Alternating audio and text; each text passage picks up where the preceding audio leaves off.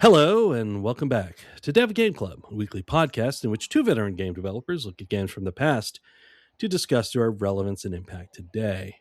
I'm Brett Duval, and I'm joined as always by my co-host, a man who has to find decent cardstock and an inexpensive printer within the week. Tim Longo. Yeah. Wow. Tim, before we go any further, I apologize that I didn't bring this up in pre-show because the emotional fallout will be what it is, and I don't want to go through it twice. Oh, geez. Oh, where's this going? And I think it's fair to give our listeners like an honest emotional response. I mean, we have that rare thing between us. So you did plan this as podcast co-hosts and friends, but even rarer, Tim, is the Spelunky turkey. Oh, nice! You sent me a report recently, but I didn't know turkey was it was not. That was not the turkey. The turkey started last Thursday. And Tim, not only did I get my second turkey, but technically I got my third, fourth, and fifth turkeys because I am on a 6-day Spelunky daily streak. God. Oh my gosh. Oh my gosh. Isn't there some other bird that they've identified for this? I don't know. I mean, it's different from hockey, obviously, because, they don't count from when you start. But in Spelunky daily terms, each series of 3 days counts as a turkey. You're going to take what you can get. Yeah, I'm taking as many turkeys as I can get. I'll make a whole, a pile of sandwiches with this. 6 days. 6 days. Thanksgiving. 6 days in a row. It's raining turkeys right now. So I had a great June. I had like 4 separate. I mean, none of them strung together. I might have had one where I had 2 in a row, but I had a lot. And I was like, wow, it's been good lately. What's going on here? And yep, it finally paid off last week. So wow. Yeah. Wow. Yeah. Good work. Just wanted to update. That's legendary. That's I mean, how many people do you know? I have no idea how many people would do it. I mean, I bet Andy Nealon, from whom I learned all my approach, my tactics, probably has done it, quite a number in a row, but I have not. So it has been. I'm sure AI will tell us who the longest streak is. Oh no! I mean, if you look at the top 10, they're the same names show up every day. So like, there are people who just like every day beat it. So yeah, that's so crazy. Wow. Yeah, they are. Well, congratulations. Thank you. It only took me 1,100, 1,200 hours, something like that. But I have no idea how many hours. I don't even remember how many years have been since my first turkey. It was 1.5 years ago. That sounds right, but if it were 2.5 years ago, it wouldn't surprise me. So yeah, we must have some way to find it out. Well, I could go look in the show notes. Show notes. Yeah. Somebody out there could search for it as well. So looking at you, Mystery Dip, you like to scrub the page. Anyway, I just wanted to get that out of the way. Yeah, and we should celebrate it. I've been holding it back, since Saturday when I got the first one. I almost immediately, sent you. I was like, no, I'll just use this and mention it in the show. And then it just kept going. And I was just like, what is happening?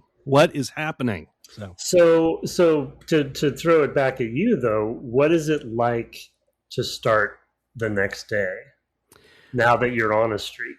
I will say today was stressful because I got down to we are so into a Spelunky podcast now. So today. No, it's okay. That's our prerogative. Yeah. Today was, I mean, a number of the days have just been weird. Like, just weird things have happened in the levels where I'm like, I haven't seen that before. Like, I was literally thinking to myself, why do I always do this thing this way? And it was like a chest, you can whip a chest, but I always kind of get away from it quickly. And it's because a bomb might drop out. And I still do that even on the Olmec level. And I was like, but I don't think a bomb has ever come out on the Olmec level. And in this 6-day span, one has. Today, I had been to the black market already. I had a shotgun. I had like gloves and both types of boots and all of that. But I had gotten down to 1 health. I don't remember why. And I had been at like 6. when I, from the mines, I'd gotten a couple dogs. That sounds like Spelunky to me. And like then within a matter of seconds, you can lose. Yeah. Well, that level that I started with one was a dark level, and I'm like, no. I mean, at least I'm in the forest, the jungle rather, and I'm not searching for the black market, so like I don't have to worry about that. But there are bees on this level besides, and I'm like, no, because with the bees, I usually end up taking a little damage from the bees just because there's a lot of them and I'm not patient. Yeah, they're the worst. They're the worst. They move in a weird way, etc. So I had to be super careful. But if you kill the queen bee, she drops royal jelly and you get 4 more health. So luckily I was able to do that. Nice. So, and then... in a way, that was a nice happenstance. It was actually lucky that I got the bees. Right. Then the other thing that was super weird, it was in the ice caves, and I've never seen this happen before. There were 2... Well, and there was another strange thing about one of them. There were... you've probably not seen this because you haven't gotten down there a lot, but there was a alien that can appear in a... it's like a tentacled alien thing that can appear in this like walled off area, and it's kind of like the level is kind of built around it because it's very big. I haven't seen that. Yeah, so the cool thing about that is that if it's got like 3 like fields that shoot up from these emitters that like wall it off from the from the level, but if you can get past those and blow up that alien, there's always a jetpack embedded in the wall behind him, so you can always get a jetpack at that point. Wow. which is super cool. But but there were 2 of those. I've never seen 2 of those appear in the ice caves. Like one appeared on the level 1 of the ice caves, the other on level 3. And the other thing that was super weird was that floating above the level 3 one, the third one, was a shop that was like just kind of floating in air, because the way the algorithm works is like there has to be a lot of space around the alien. So it like carved away all the space. So it was just kind of sitting there, this shop with a shopkeeper who wanted to kill me in it, there. And the funny thing was he had a jetpack. So I just killed him and took the jetpack, and I didn't have to worry about the alien. It was a bizarre run today. Like every day has been a bizarre run. Or the last few days I've just been like, so yeah. I wake up and I'm a little stressed, and I'm like, okay, we'll see how it goes today. And then anyway. So what a game. Yeah. The fact that you're telling fresh stories with this game this far in, that's something. It is a testament to this game. So anyway, just wanted to... You know what else is a testament? Yes. Oh, what else is a testament? No, I don't know. I was trying to find a segue. What else is a testament? The strangeness of this game, the Lungfish being one of the mines you're going to go into, is a testament to the strangeness of Psychonauts. Let's return to Psychonauts. I love this game because it teases... I mean, first of all, it goes places, and we're going to talk about some of those places today, and we'll talk about kind of when we get to the stuff that's like, what's going on with these systems or whatever, and some of the complaints that I know we'll address and discuss. The fact that the first time playing this, when I discovered that I was going to, first of all, go underwater in like a bathysphere and then have just this giant air bubble down there, and I'm like, what is going on? I can just remember being like, what is this? And then there's a lungfish. Yeah. And the lungfish they do actually set this up. There is chatter about the monster in the lake, and like there's things, right, that set this up. And I think somebody at one point says something about, it's Ford Cruller says the Titanium experiments cause mutations or something in the local wildlife or something like that. He says right. Something like that early on, that is just like, what does that mean? Like, because there's some psychic bears and stuff. So you're like, yeah, there's like a puma that's at night. If you're out at night, there's a puma. And the psychic bears that guard caves and things like that, places you can go. I've actually gone around and found I think all of the scavenger items I can at this point, as well as all the cards and whatever. I spent like an hour and a half, 2 hours just scouring the the camp environment for the things, and going back into some brains.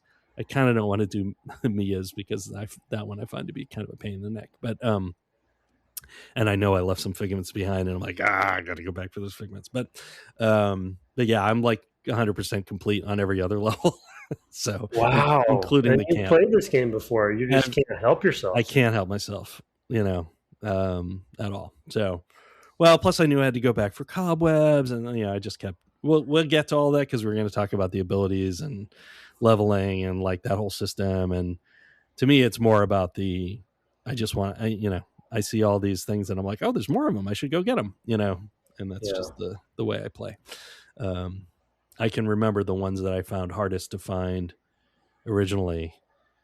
And one of them's in a level that's coming up after this week, that for the final week, that I remember the time I spent searching for that one. And it's because they're kind of translucent and like you can't see them from every angle. And there's just one that just, I had one of those. They're pretty tricky. I mean, it's a challenging design, the way that they've approached those and the flexibility that they've given designers with how to place them and even the movement. Sometimes it's like, oof, there's just no rules around them that I can tell. So you're just really like, this is not a game that's long. It's not long on rules, this game. No. I mean, I think, we'll get to it, but that's sort of the point. Yeah. It seems, and good for them for being okay with going for it.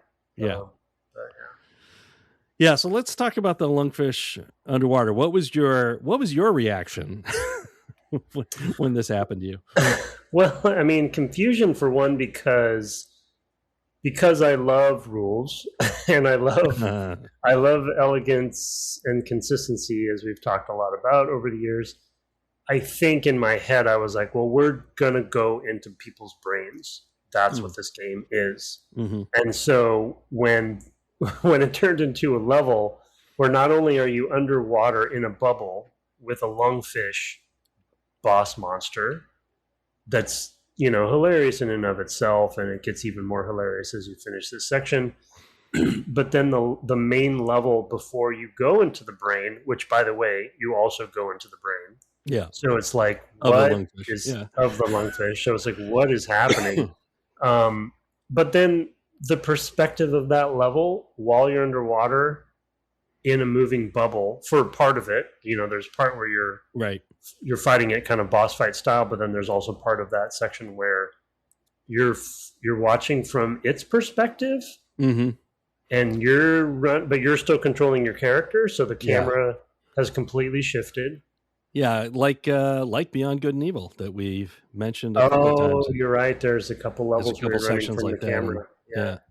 Yeah. Maybe that was just a thing. Yeah, but I mean, it goes back to like Crash Bandicoot had levels like that. Many of its levels, I think, were like that. And then there were some that you could see what you're going towards. But but you said a key thing there. Many of the levels were that. I mean, I remember that about Crash Bandicoot, and that was kind of like, quote unquote, one of its things.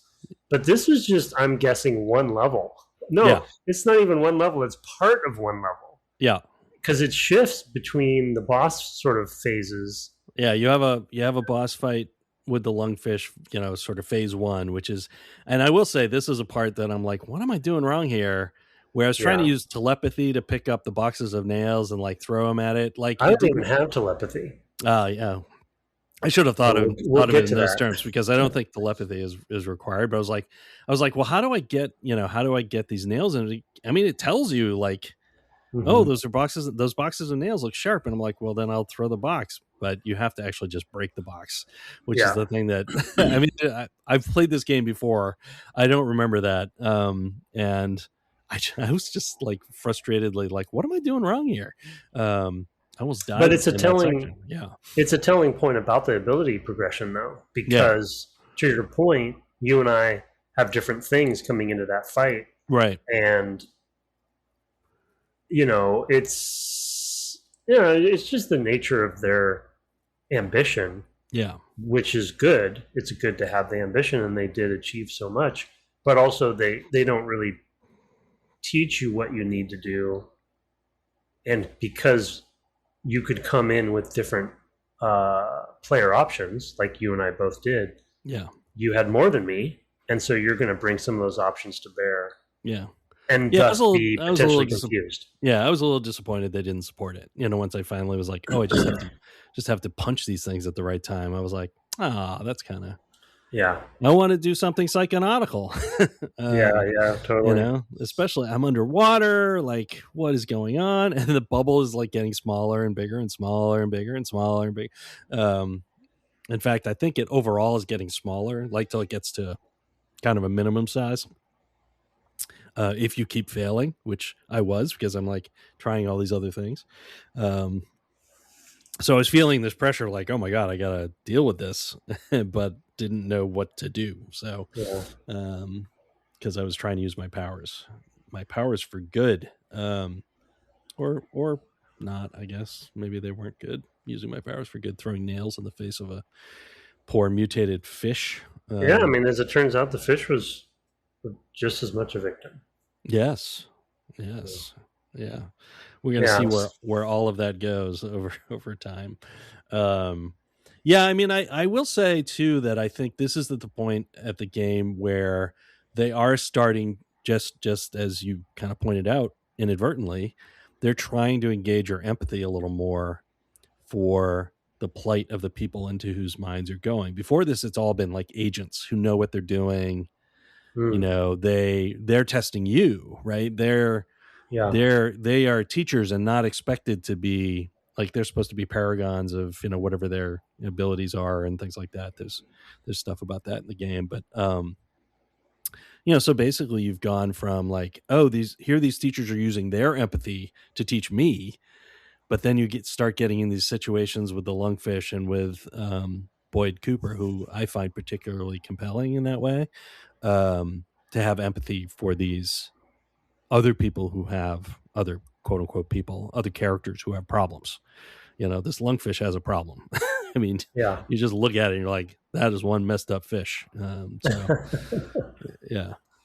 Well, it's a unique, rare opportunity with just the whole concept of the game, which we've already talked about. But to your point, it's like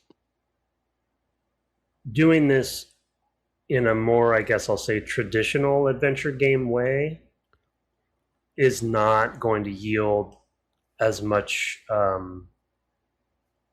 I guess I'll just, in a silly way, say empathetic currency or something. Because if you're like, I don't know, I'm just going to randomly say King's Quest, right? You're gonna meet the Lungfish, and you're going to talk to the Lungfish, and you're going to go get an item to give to the Lungfish, etc. And it's it's a fairy tale in that way. Yeah. But because you can go into anything's mind, and I'll get to that with the guard later. Is that, what's his name? Is that Boyd? That's Boyd. Yeah, Boyd Cooper. Okay, yeah. Boyd's mind, because I was stuck there for a bit outside the gate, and I was like, what am I supposed to do here? I'm trying to figure out, can I get over the wall or whatever? And then I realized, that's one thing too, is that, because the whole Lungfish section is pretty involved, because it is 2 levels, right? It's the underwater section where, as you point out, there's phase 1 where you fight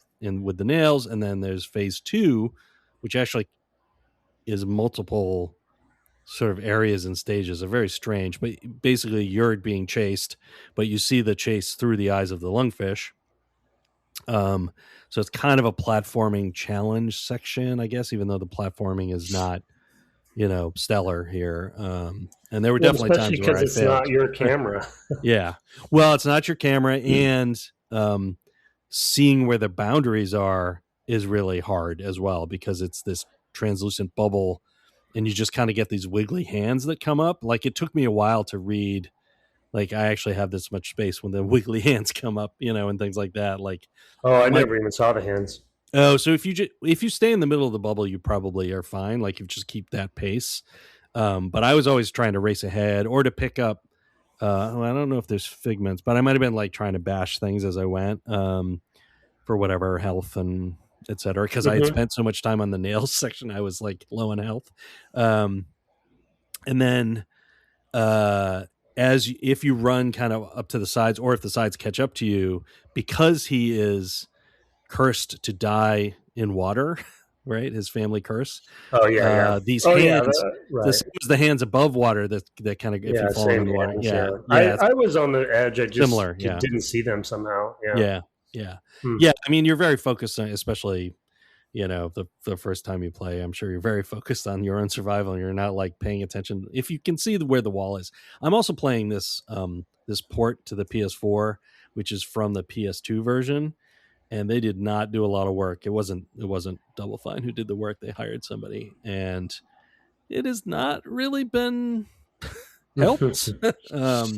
Yeah. They haven't taken advantage of the PS4 in any meaningful way that I can tell. It looks like as straight a port as you could. So it's like still not super high res, and I mean it is a higher resolution render, but it's like as if it were not. So none of the textures feel I would say few of the textures feel like they've got any resolution upgrades. So it's pretty messy looking. So some of that stuff is hard. It's really hard to read the environment sometimes, because it's PS2, blue and green Mm-hmm. and brown, so Yeah. Yeah. Luckily, in the PC, I think I have it at 4K yeah, resolution, I would imagine so. and so that helps. That definitely helps a lot. Yeah, yeah. And then you get another section where you have to fight the lungfish again, but this time it's swinging its whatever that's called, but that attractor thing Yeah. that it has out, and it throws them. You have to like maneuver it so that it will attack at you, but it'll actually hit an oyster, which was previously a thing you had to avoid because it would clap down at you if you stepped on it, but now it claps down on the lungfish's dangler. That was hard to time, though. I mean, I feel Yeah, in position. It wasn't super clear to me for a while where I was supposed to stand and when I was supposed to jump, and yeah, because you can't really judge. Yeah, so it's yeah. a Distance lot of stuff is a little cool, poor, but a lot of good ideas. a lot of good ideas, a lot of cool concepts, a lot of and generally successful, implementation. It's just such a their goal seems to be, and again, this is all new to me, um, to really surprise you as Yeah, much as possible, and do just kind of the most unexpected things, and they're doing that for sure. I mean, it's a feat. It's impressive that I mean, it's such a different game than I mean, I know the indie space takes a lot of extreme swings at stuff and succeeds. Um, so there's a lot of, and we played like Fez comes to mind of like right. high concept, well executed, Yeah, something unexpected, all that. But even that is sort of a consistency to it, right, right. So yeah, I just especially in this era, applaud them for going this far. Yeah. But I I mean, can with they were indie with a publisher, so yeah, they you know, were the early indie phase. Yeah, I mean, yeah, and I yeah, know that they inspired a lot of indies because of what they would do and how much they would stick to their guns on being original yeah, with every game, not just this one. I remember yeah. loving Costume Quest. Oh yeah, a lot of Was fun with that. Yeah. one that comes to mind. But yeah, so I just really, but And it's I, like I loved I you loved Headlander as well. That one I've already mentioned previously. yeah, and I've Yeah, missed a bunch too, so yeah. I'm definitely Oh behind yeah, on my Double Fine. I've missed a few as well. Like I missed Keeper, which was late last year maybe, and then I never did the one where the Matryoshka dolls, and then Oh yeah, uh, stacking. stacking, right, and then which I think was There was a also mech one, right? Wasn't Me that Petty. mech There one was a called? mech one which was called like Yeah, they changed the Iron. name. Yeah, they had to change it, and I Iron can't remember. Brigade. Yeah, Iron Brigade might be where it ended up, but it was originally like Trenched or something like that. It's something about Trench. And I Yeah, don't remember. They had what a some. weird. Yeah, Yeah, I mean, it's like you can't even predict what they do. yeah, As a company, you can't even predict it. Like yeah, a game about a walking lighthouse. Like yeah, what? yeah. What is Um, that? Yeah, Yeah. But I mean, you anyway. pitch it to anybody and you're like, I mean, that's what they used to say about Tim Schafer. I mean, not that he comes up with all of these ideas, but I think he has, to his credit, created a studio that generates these kinds of ideas. Yeah. Is that, I mean, I can remember talking to Darren Stennett and him talking about the like pitch process and them being like, if it was a Tim idea, they'd just kind of go, he'll figure it out. Like they wouldn't understand what the heck he was talking about. And they'd be like, they'd approve it and be like, he'll figure it out. Cause that's just his way. Like he'd have this crazy idea. They'd be like a biker, like trying to get his bike fixed so he can like do what? I don't okay, whatever, Tim, Yeah. so. Yeah. That was that studio is something else. Yeah. And still kicking, thankfully, but they did in fact get. I meant LucasArts back in the day. LucasArts, yeah, kind of, that too, just sort of yeah. like that. Yeah, but I think the lineage is very direct there. Oh yeah. And Tim just was able to, completely do his own thing once. Yeah, and they're still hanging on apparently. Yep. Based on the news, so good for them. Yeah. I hope that they can do it. They got the best of all possible worlds considering what was happening, which is to be spun off and to keep their IP, which is critical. It's good of, I guess, good. Anyway, we don't have to editorialize too much, but it was I was definitely surprised, and they got some cash runway too. So, but anyway, let's move then to the, so that's the exterior dealing with the Lungfish. Once you bash it around again, and these boss battles are pretty typical in the sense it's just like you've got a health bar you're knocking down over time. That's been true throughout the game. Here it's a 2-phase one, but once you've basically knocked it out and you can enter its mind. Didn't you have to use the door to do that as well? I think so. Okay. Yeah. But I'm not in the routine of it. There's an inventory item, right, that you have to go and select and just walk behind it and hit the triangle or whatever, You've got to actually do the adventure game, figure out what to do with this inventory you never see, right, until you hit that button. So you kind of have to remember it's there. Yeah, there's a lot of those like under reinforced mechanics for sure. But yeah, you enter it and who do you become? I don't remember what they call you, but you're essentially Gogglear. Yeah, exactly. Godzilla? Yeah. Well, it's definitely Gogglear, and then the other one is Coach Gamera. Coach Gamera. Got it. That's why he can fly, because he's Gamera. Yeah. Right. Okay. Yeah. So, Godzilla level. It's you're climbing on buildings, you're walking through, and there's quite hilarious lungfish civilians running around, and what the heck? I mean, it's cool. Obviously, another unexpected sequence. New situations, new rules. You're using generally your same abilities, but with some modifications like animations are slower. You can't use the levitate to get around. You have it basically you go up and it pops back down. Right. So there are things you can't use in the same way. I think because of the implication is that the size, doesn't allow for it or something. It's not really, that part's not really clear why you can't use some of your abilities. But I'm really interested to know how much, and maybe you're starting because you're replaying levels, you're getting into this already, but I'm really interested to know how much the full ability set comes into play when you're replaying a level.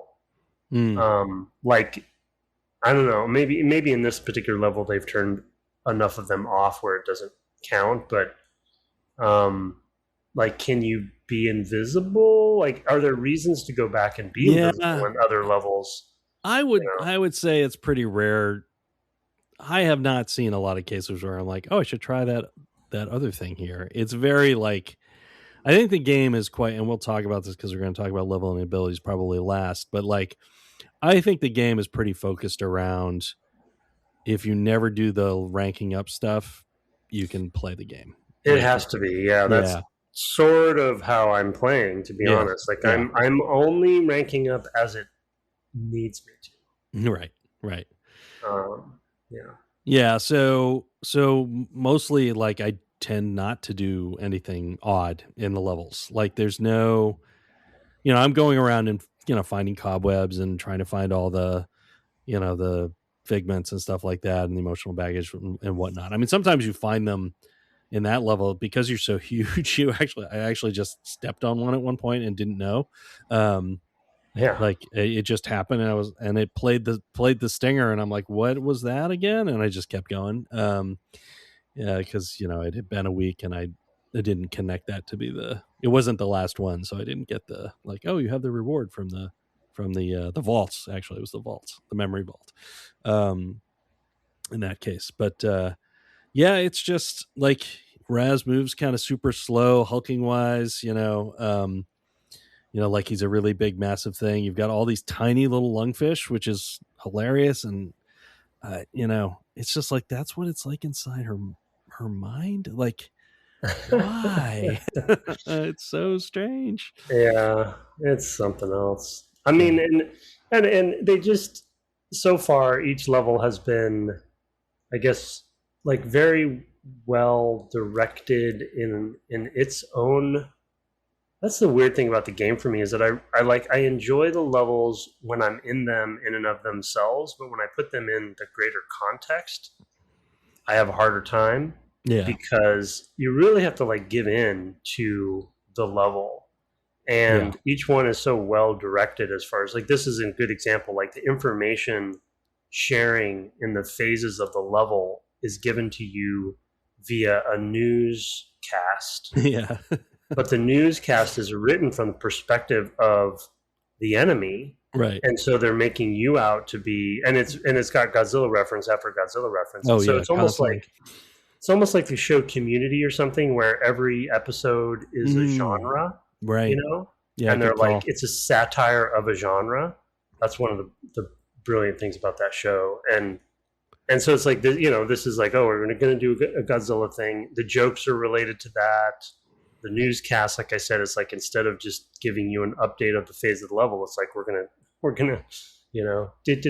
oh, and it's cohesive because your end target is the newscast right, antenna. The tower, the tower. So it's like, it's all related, and you kind of get more and more angry as you go because they're painting you out to be such a bad guy, right? Yeah, like, at one point you're basically King Kong because you're climbing the buildings to deal with the airplanes.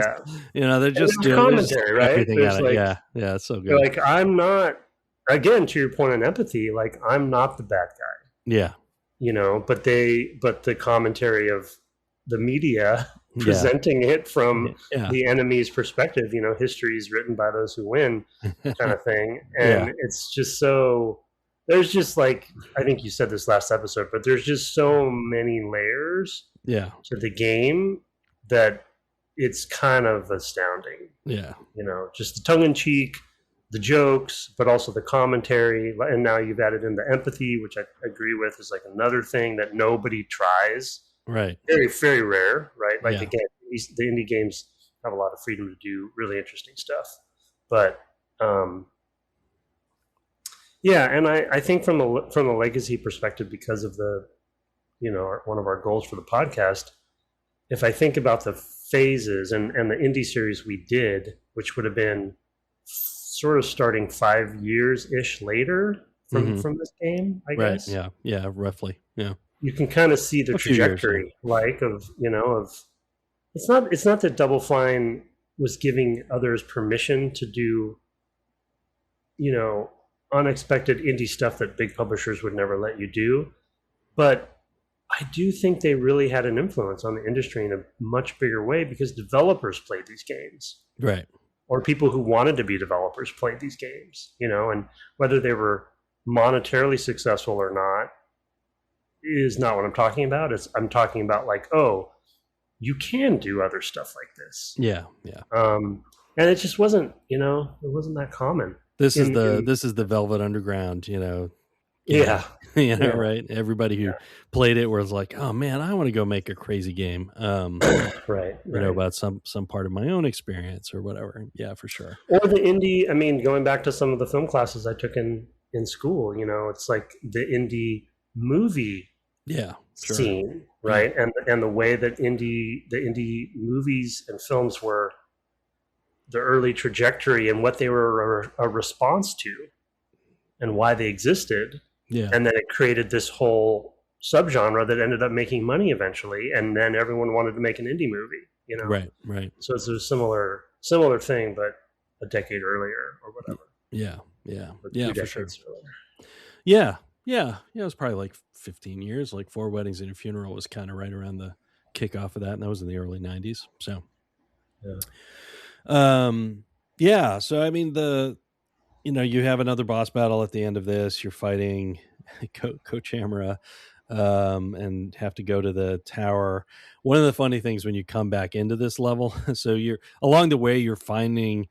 So it's this town is actually kind of been mentally controlled, which is actually what's also been happening to Linda, because Linda is helping within the macro story outside of this level. Linda the Lungfish is helping whoever is kidnapping the kids and taking their brains and all of that. Whoever's doing that is using Linda to get them from the camp to the other side of the lake, right? Mm-hmm. So that's going on.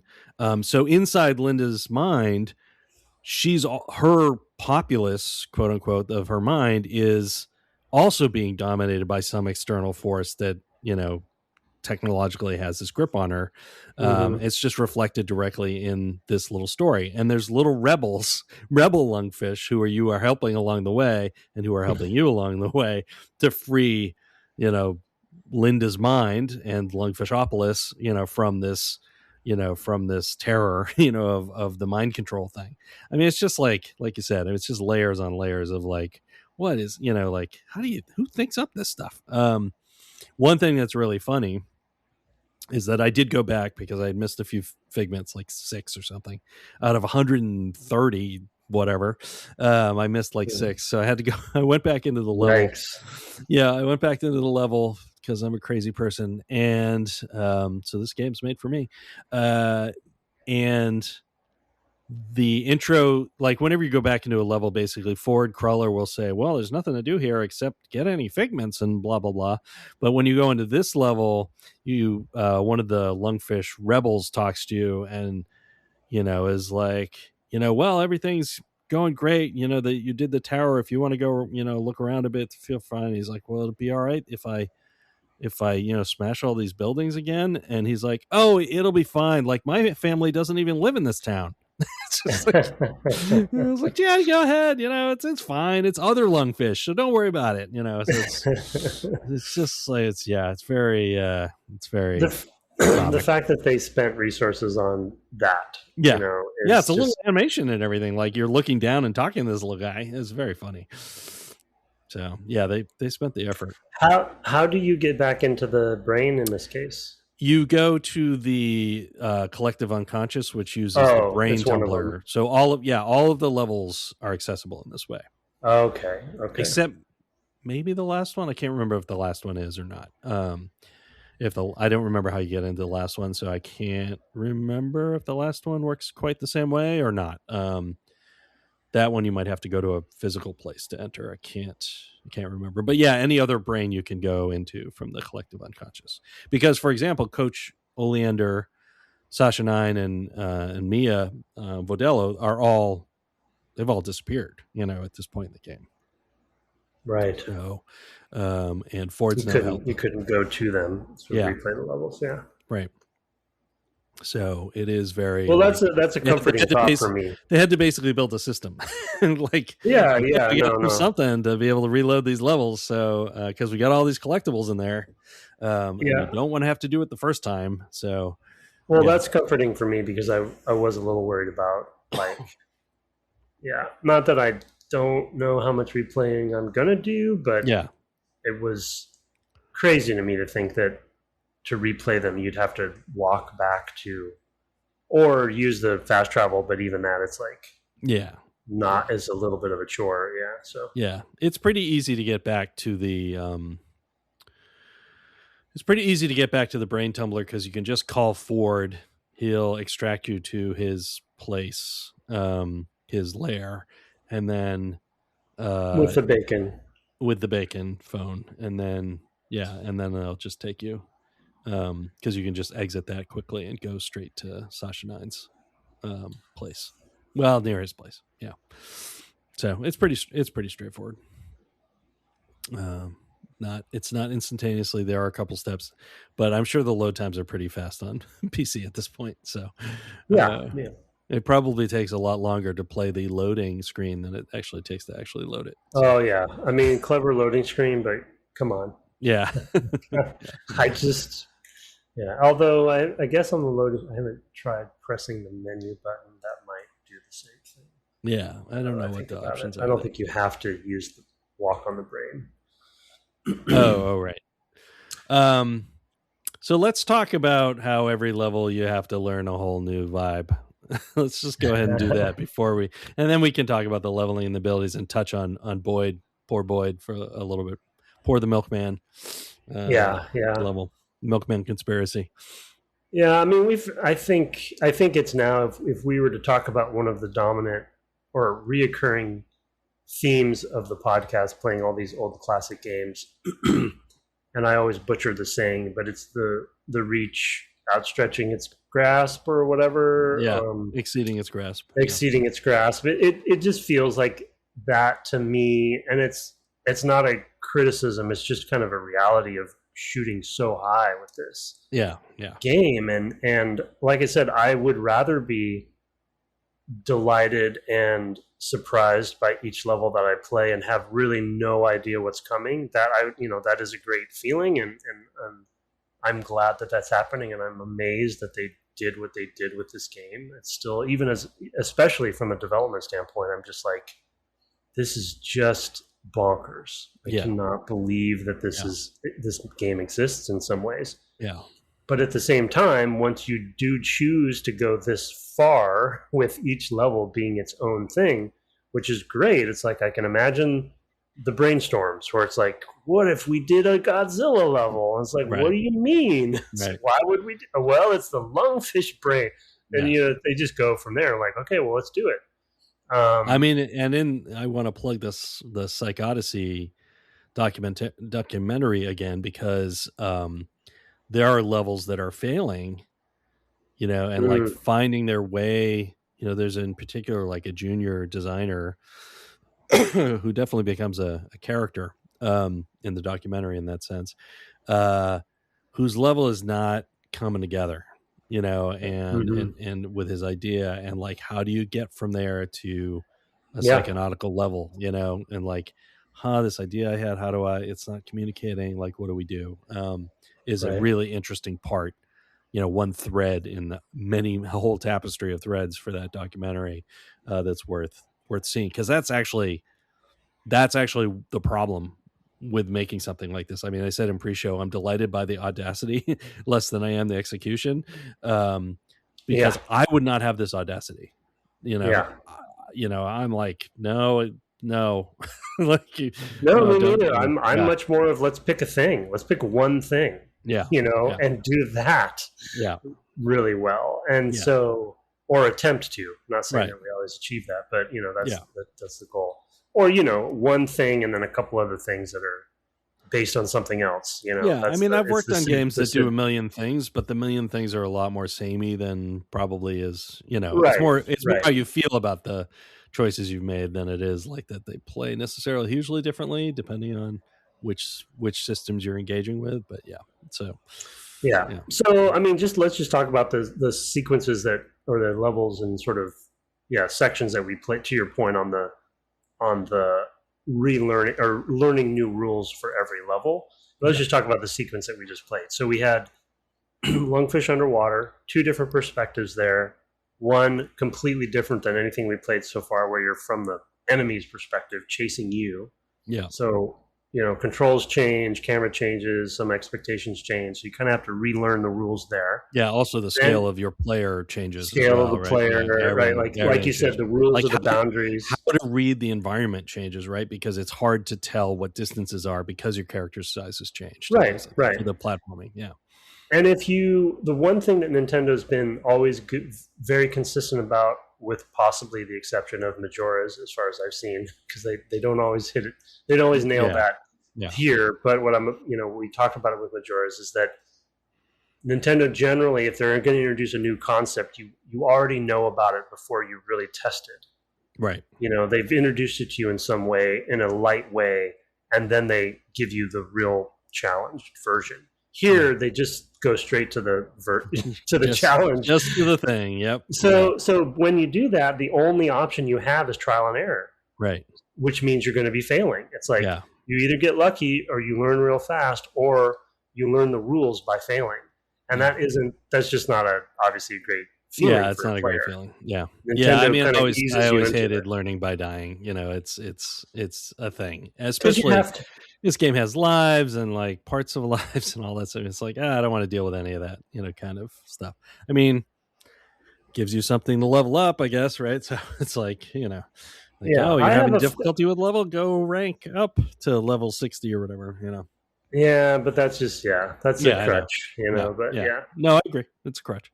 Yeah, so you have to test the boundaries to be able to understand what the rules are. So then we go to the Godzilla level, and it's like, okay, a lot of similar stuff, controls, etc. But of course, pacing's different. Some of the rules are different because you're bigger, so you can climb on some things and not on others, or whatever. Yeah.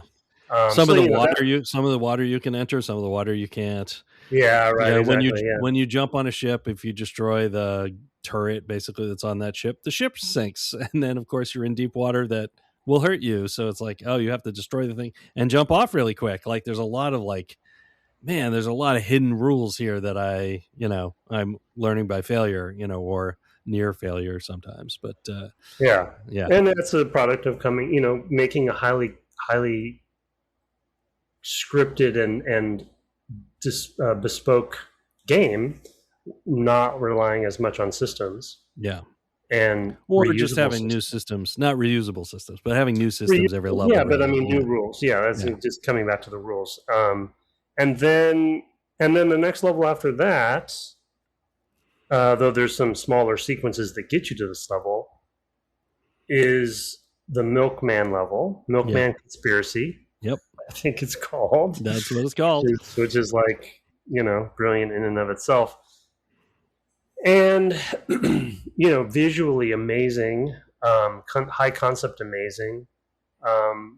But now you're, it's this suburban neighborhood, and for those who haven't seen it, but the roadways are like a roller coaster.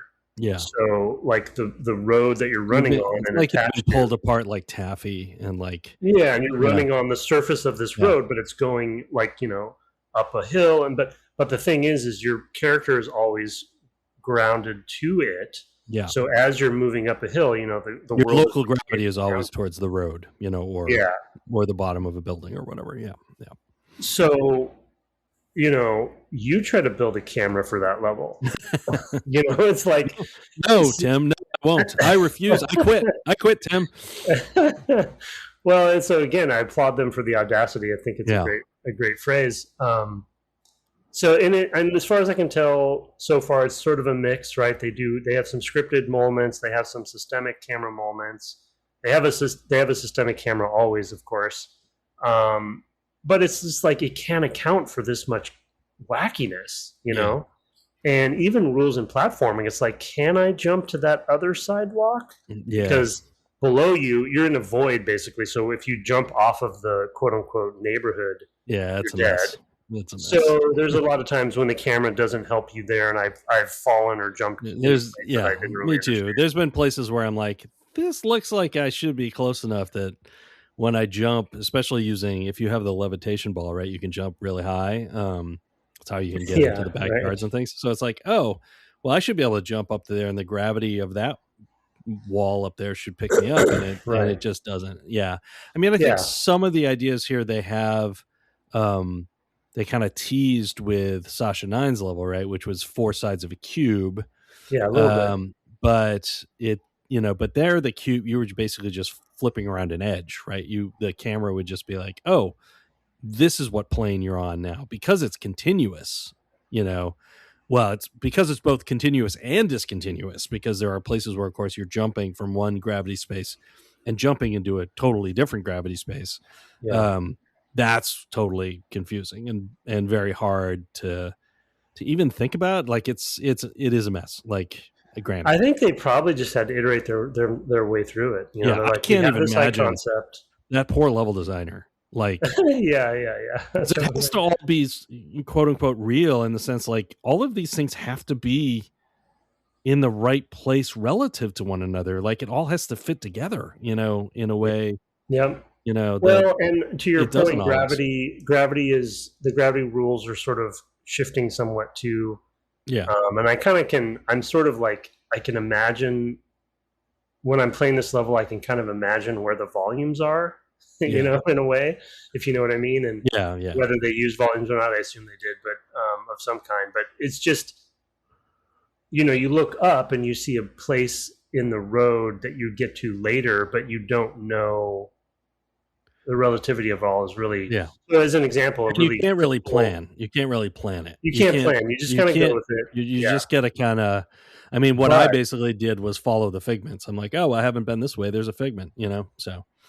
But the problem with planning is that this is also an adventure game, right? And if you can't plan, I'm stuck right now, and it sounds like you're near stuck or coming to it. Yeah, I'm about to be stuck. Even though you've played it before, but I got stuck a couple times actually. And there's also, they give you clairvoyance during this section too, so you have a whole new ability to fool with that is hilarious and really interesting. Yeah. But also, like, when do I use it? Why can't I use it here? What am I using it for?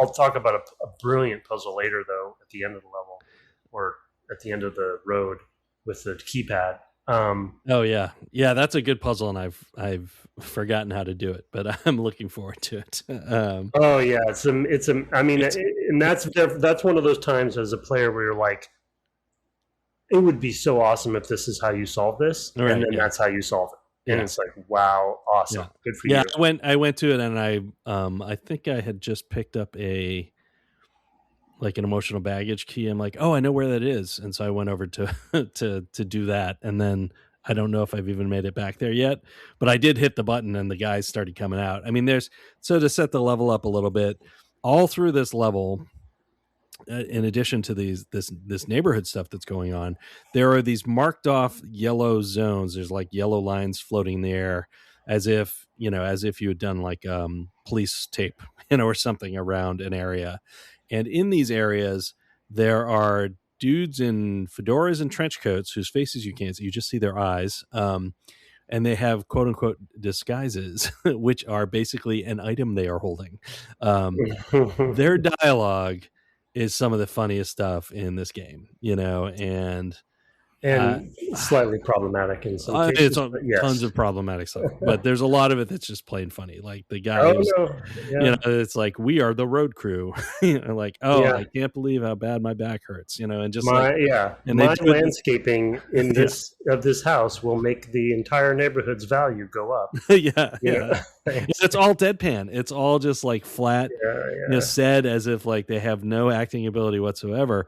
And when you yourself use one of these devices or items you can pick up in the world that go into your inventory, you can enter these areas if you match the role that they have. So the road guys, the road gang, have stop signs, and that's the first thing you pick up, basically. So it's like teaching you the mechanic, and they'll let you in. But if you do clairvoyance on them, they see you as a different character. They see you as a road crew guy.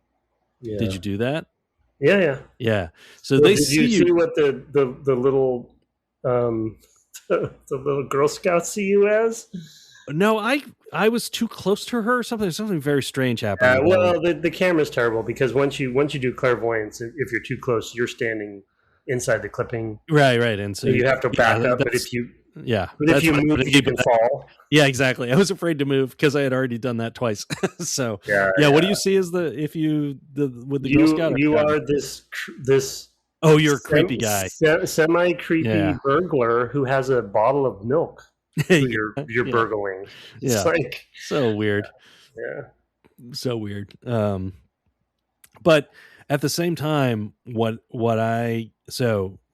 the audacity versus the execution, what I get from this is how sad it is to be this man, like whose mind is like this, right? I mean, it just he's a conspiracy theorist too. So every trash can, every fire hydrant, everything's got cameras in it looking at you. Has somebody a camera taking pictures of you as you're going around. The pink flamingos on everybody's lawns, like the head, opens on a hinge and a camera pops out. They're everywhere. It's a whole thing. And actually in his house at the beginning,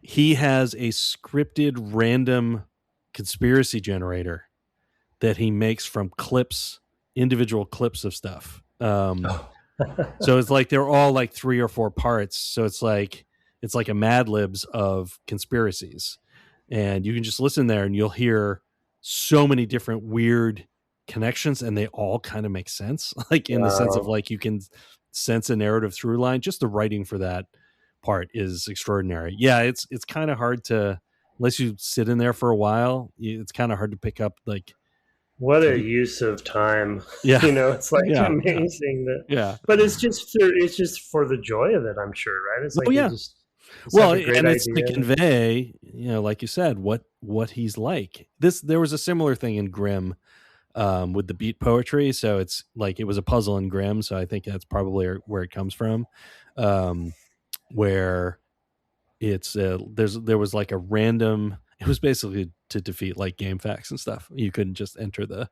phrase, you actually had to pay attention.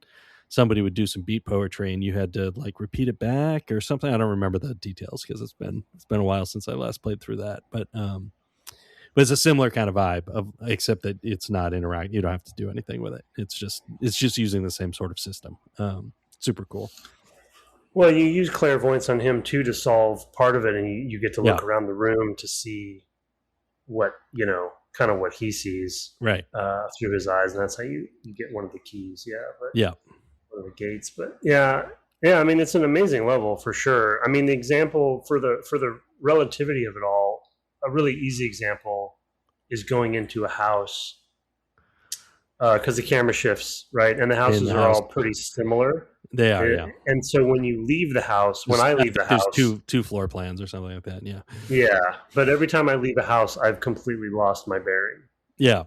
So it's because of the way it is. So it's like, it's once you go down this road, you got to embrace what comes with it, and you got to be okay with it, which I'm sure they were. I'm sure they're like, this is okay with us. We're fine with these challenges because, again, for the greater good of it. I will say too that by Psychonauts 2, they've gotten used to doing this, right? Even though that game also took a long time. I mean, it takes a long time to do this, but the execution is almost as joyful as the audacity, and might even be as, because of course what I remember about Psychonauts 2 is the audacity and not necessarily the execution. I did remember Psychonauts was pretty rough. Like I was not coming in here expecting like, oh man, my favorite platformer ever kind of response from you. It was more, can you believe they tried this? Like, can you believe in 2001 or 2000, whatever it was when he started the studio, 2000, I guess, that he tried this? Like, this is nuts. Like a first project out of a newly created studio? Like, it's crazy. It's nuts. Yeah. Well, but they didn't do a documentary for it, but this game did. I don't want to speak for them, but because we had, I actually had some pretty close friends who were level designers on this game originally, who did not end up staying with the project. Yeah, I know. because they were figuring out what, there was clashes, right? Of like, how are you going to do this, and no one's to blame. I'm not trying to, there's definitely no finger pointing. It's just, if you're going to go after this, there's going to be repercussions. Yeah. And you have to have an environment where it feels okay to fail, because you're gonna fail, right? And exactly. It's going to be failure all the time, right? But the problem is when your company is an indie studio that just lost its funding from Microsoft and now is out there trying to find it, and like you don't have something that works end to end, like the stress is there, and because they've been failing, like now the whole company might fail. And this, at that point, I think they were like 2.5 to 3 years in, maybe a little more. And it's like, man, we've been killing ourselves already to get this done. And it might not ever be a thing. Like the stress must have been unfamiliar. Yeah. Insane. Yeah. Yeah. No kidding. Well, you don't have to be this audacious to that stress. Exactly. You don't even have to. You can just But I mean, it was a point where you don't even have something necessarily you can even show anybody. Yeah, fair. It's that different, broken. Yeah, and it's different time. Yeah. Well, and a different creative director situation. But a different Tim creative director. The one thing that I feel like is for me a big feather in their cap comment coming from me, just again speaking from my own player perspective, is like one of the things, and it's not a fair litmus test for me or for any game, but it's one I often use, and it, for better or for worse, and it's sort of like, what do I remember? Because my memory's so bad, but when it comes to games, my memory's actually pretty good, because apparently that's all I care about. Just ask my wife. It's like, you remember this and you don't remember this. But so if there's a memorable moment or a memorable level or something in a game that sticks with me, that's a feat, I feel like, because I play so many games, and we talk about games way too much, and et cetera, and I think it's very safe to say I will remember most of the levels in this game for a long, long time. Oh yeah. And that's, I remember, for instance, the first Colossus that I remember most of the Colossi. I remember a lot of the Colossi. Yeah. Those are hard to forget. Yeah. So they're unforgettable, right? It's like, and I would now also, I remember a lot of Eco, but I could not, like, if you were to ask me to, not as memorable. No. It's not like, I don't know. There's some sections that I can remember, especially on the replay when I went, and I remember a windmill, maybe. That's I got the platinum for that, and there's like places that are like, wait a minute, that's connected to that. Like I was using a walkthrough. I'm like, wait a minute, to get this achievement, I have to do what? I didn't even know you could do that. So there's like some stuff for the giant cubes and stuff that I didn't know was even in there with that game. But So again, and I would actually add now for my personal list of memorable moments and levels, I would now add Outer Wilds to that too. Sure. Because I don't think I'll ever forget that game. Many moments, and every planet is very different. And just like how it all ends up coming together, stuff like that. So anyway, I just wanted to bring up that sort of like, as far as like a razor for me, it's very hard to do that. It's very hard to make something so memorable, and to have probably every level so far be so memorable. That's amazing. Yeah, there's another one coming up. I think it's the next level. Actually, now I'm doubting if it's the next or the one after. There's another one where visually you'll be like, what? That looks amazing. So I'm looking forward to talking about that one. It's crazy to me that I couldn't even guess. Yeah, I know. I would not have any clue what is coming. Yeah. And then there's another one which, while it's cool, it is a little bit safer generally, I would say. That's coming up as well. And then the final level. I think that's all that's left. I think there's just 3 after Boyd. So we can try to finish it. Sure. Wow, really? Yeah. Oh, okay. Yeah. This is definitely a game where it's not a million levels. It is not a whole series of levels with one idea, like a 2D Mario or something like that. This is like there's like a number of levels. There is actually, to get to the final level. This is the one thing that might hold you back. There is like a big collection thing, and I don't know how much of it you have to do. I just don't remember. So, again, like I'm blocking out the execution of a lot of this stuff. So I'm like, geez, I don't know. I don't know, that part might be terrible. Like I just don't remember. Well, you said that there's a big difficulty gate as well, right? Yeah, the final platforming level is like, oh boy. Yeah, their platforming is not great, and this one adds like a time pressure on you, so it's not ideal. Okay. I've done it once. I'll try to do it again. I've also gotten all the everythings. So and I might do it again. I do actually want to read the email because one of them's short. Yeah. One of them is longer, but it's talking about Boyd Cooper. So I want to try to go ahead and hit abilities next time. Yeah, let's do that next time because it's probably going to come up as one of your. I haven't engaged with it really. I'll try to. That's the thing. I think it would be one of your takeaways, honestly, a negative one to be fair. So it's weird. It's worth addressing more at that point. So, okay. So yeah, go ahead and read the email to devgameclub@gmail.com from one mystery dip. Oh yeah, I accidentally closed that 1 second. Okay, here. That's my response to your response. I don't want to read that. Nope. The email one-liners. Dear Brett and Tim, do you have a favorite one-liner from a character in a video game? Regards, Mystery Dip. Note. Yes, and he sent. No, that's a note for me. There's a postscript to this, and I didn't want to make you read it because it's in response to a Discord thing that was going. There was a gag in the Discord. About things that rhymed with a zinger, and it is, this question is in response to the stinger from the last episode. I read on the Discord it was a favorite, so even if there was a singing review, I wanted to hear it and send an email about it. I would put my fingers through the ringer for a humdinger about that zinger of a stinger after a linger past any singer. I'm glad I did not make you do that. We'd be still here 3 minutes from now. Yeah, that would be a train wreck. Talking about failure. I had time to practice. Okay, good. All right, so one-liners. I gave you a little cover. Got any? Yeah, you did.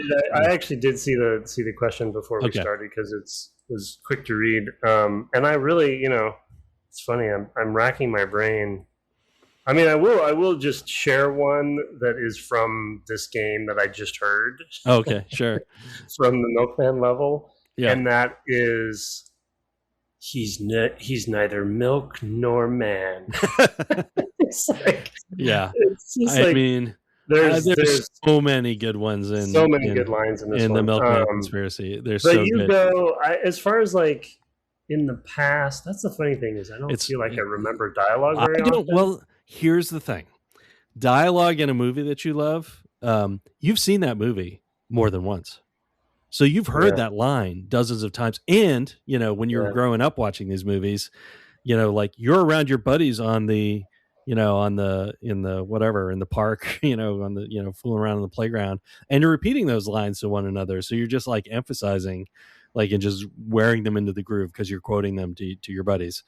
And like, that's not a thing with video game lines. So I did have one from Portal that I was reminded of when we replayed it. So some recency bias there, but it was one that like really had me laughing when I first heard it. And that was, how she says when you drop your cube into the incinerator, she says, something like, wow, that was the shortest time to incinerate a companion cube we've ever recorded in these tests, or something like that. And it's just so like, oh my God, it makes me laugh every time. I love that one. I love, there's a quote in Duke Nukem, but it's from John Carpenter movie, Them, which is, I'm here to kick butt and chew bubblegum and I'm all out of bubblegum. But that's a callback to Rowdy Roddy. Yeah. So that's kind of like, you're cheating on that one. Doesn't really count. I feel like I had another one coming to me. Your point about the context for games is interesting. It's a really interesting question because it's not one I really have ever thought about. And I don't know if it's because the medium for me is so different, but like I just said earlier, which I didn't plan to connect this email to my previous point about what are memorable moments to me. But for me, it what I remember from games is kind of like uh, a cohesive series of things that all happen. And Right. sometimes there's a line in there at the same time, but it's more sum of parts moment than just like one line. Yeah. And it might be that I just don't, I don't play a lot of. I mean, I think tons of the adventure games, especially the LucasArts ones, have just tons of comedy in them. Yeah. But why aren't they coming? Well, it's that's the thing, though. They don't. You don't repeat them. Like, you hear them once, and why aren't they coming to me? Like insult sword fighting or whatever. There's lots of funny stuff in there. Like, you look like a cow or whatever. But like they don't come to me. And it's because not only do I play them once, but I'm focusing on achieving something. You're not focusing on the same thing. And so it's like that stuff. Like, I might get a giggle out of it in the moment, but it's like that's just kind of the laugh I had trying to get the thing done. And I'm not focused on the laugh part of it. So yeah, it's an interesting conflict. So I knew that would come to a little discussion like that. I have another one here from Sasha. It is titled A Psychonautical Letter. This is my first time playing through Psychonauts, even though I've had it since maybe a couple of years after it was released here. Sasha, I believe, is in Australia. Back then, I must have played the disc for less than an hour before putting it aside for whatever combination of reasons a 20-something Sasha might have. Anyway, I'm now quite far into the game, and at the same time have been watching the documentary series about making Psychonauts 2. Wow, I'm hooked. It's not explicitly about Psychonauts 1, but this game, the experience of developing it and people's love for it, does come up again and again. So it's adding this whole other perspective, this dimension of sympathy to my playthrough. I imagine the devs having meetings and late night sessions to squish things together at the same time as I struggle to parse my way through those things. Just as I did in the Milkman Conspiracy level. Man, I got so stuck. You will have covered it in today's podcast, right? Well, partly. By the way, I know neither of you is playing on PS2, sort of. So I'm here to report back as a visitor from the year 2026 that it is not smooth and the screen gets torn a lot, but it's okay. Yeah, it's the PS2 port was not. It was not the way to play it at the time. A friend of ours who was on the tech team there told me, no, don't play that version. So no. I played the Xbox version back then and still have it, but no Xbox. Anyway, also, this is just a personal observation, but Raz has the face of a primary school friend of mine, a caricature, I should say. His name was Jonathan Clinsmith, and if he's out there, hi, Jono, please get in touch somehow. Finally. Wow. Yeah. Finally, not related to this game. I mean, that would be amazing if we connected two old friends. Please let us know if that happens. Please let us know. Finally, not related to this game, but I have a question for Tim. Would you mind describing a typical day at work for a game designer? Best wishes to you both, Sasha 9. No, wait. I got confused. Not that Sasha. This Sasha, the scary tiger one, if that is my real name. So, we've heard from Sasha in the past a few times. So that name's familiar. But, sir, what's a day like? What's a day like for you? Wow, you dropped that in at the end. Yeah. As we're like an hour and 15 in. Yep. No, I don't know. Can I really, do I have to? Yeah. The thing is, like, the short TLDR. You can watch his thing that he did on Mysteries of the Sith like 2 months ago on our Dev Game Club channel. He streamed it. So a lot of like what happened in my days back then that was in that discussion. Here's what I would think people would consider a bit of a cop-out answer. Yeah. It's actually very different throughout the project. Like a typical day is fair, and there definitely are typical days if you're just talking about, I guess, raw game design or raw level design or something. Of course, I've been in a weird, different role for many years now in a whole different thing. Because I wouldn't even call what I've been doing for the past 2 decades, two and a half decades of like real like design. But the cool thing about game design is that it's different. It can be different every day. And yes, Yeah. there's the traditional things of like, oh, I got to make this level, or I got to implement this stuff.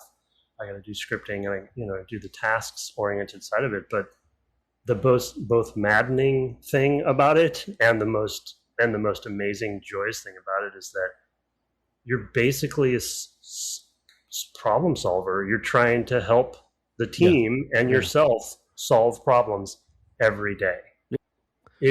Most of the time, problems you created. Yeah, sure. I mean, to that point, today we had a stand up and we discussed what scale our main character should be compared to the environment, not to give anything really away. And we didn't really know. And so you spent a big part of your day, making it possible to test different scales of something you've built. So we can sort of say, oh yeah, that, it's sort of like the Goggler problem. Like, well, if he were half as tall, would it work? Or if he were twice as tall, would it work? And like finding the sweet spot for the Lungfish level was an iterative test, I'm sure, of like how big should he be versus the buildings versus the enemies versus the Lungfish, whatever, is a whole problem. And of course they have some things that might inform that, like, oh, we want it to feel like a Godzilla movie, but in Godzilla you're not usually seeing Godzilla from over the shoulder, right? So because you're normally seeing it from a human perspective, right? So it's like, well, that doesn't really work either. That doesn't necessarily inform anything. So yeah, there's just like all that iteration on things like that, Yeah.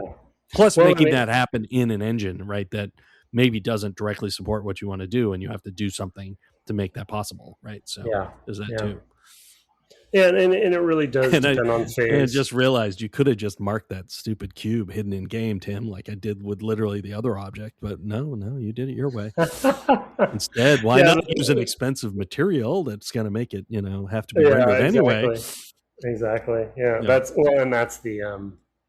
the sort of knowledge-based problem, right? Yeah, exactly. What do I actually know and not know how to do? But yeah, I think it really does depend on the phase too. There's pre-pro, production, finaling, whatever, right? So each of those phases has different things. But the other thing I'll add, other than kind of being a problem solver and kind of troubleshooter, is there's sort of a collective, I guess I would say collective agreement that, and if we're talking about a team that is of a certain size where you actually have people who are very dedicated to only design is what I'm talking about, because smaller teams, everybody's a designer, right? And we actually, even at Twin Suns, we try to pride ourselves in that, yeah, we have people who are called designers, but please don't feel like you can't be a designer and design thinker, whoever you are, because what I was going to say is the other important thing that designers need to do, in my opinion, in the day in the life of, is be a conduit and a good listener and a collaborator for the whole team.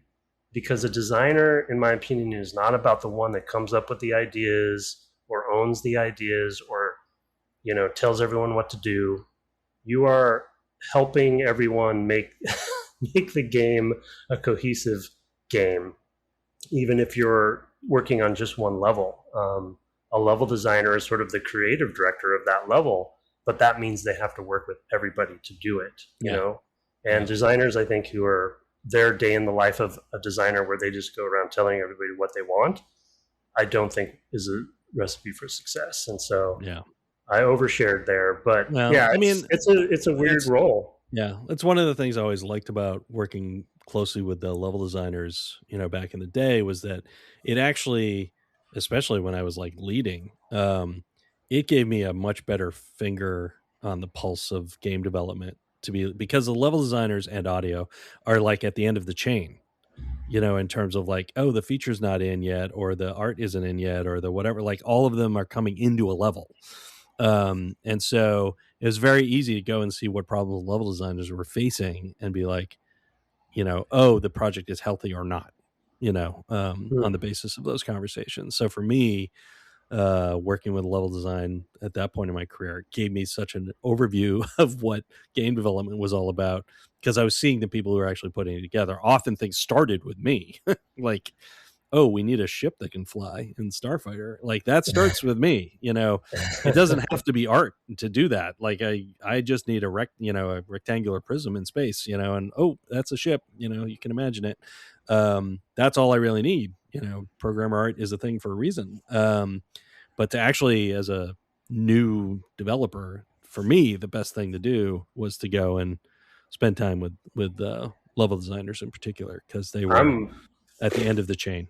So I'm waiting for a camera right now. Yeah, I know you are. tomorrow, dude.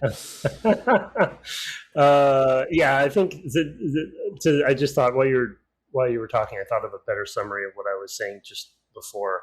I think a day in the life of a good designer also is being a good diplomat. Yeah, in a way, with the rest of the team, making sure that everything is moving smoothly. Yeah, I mean that was always a strength of yours, and that's of course why you are in a position that's different from that today, is because you're good at building that consensus, and that's always been your superpower. So, oh, it's nice of you to say. Yeah. I don't feel it sometimes, most of the time. But I'm sure it's because you talk to me too much, because I'm a pain in the neck. I have a natural gut instinct to just refuse. But anyway, enough about me. Let's make it about Tim. Anyway, thanks for the email, Sasha and Mystery Dip. Those were sent, as I said before, to devgameclub@gmail.com. We love to get your reviews on the Apple infrastructure or wherever you listen to your podcasts. They are a way to reach new listeners.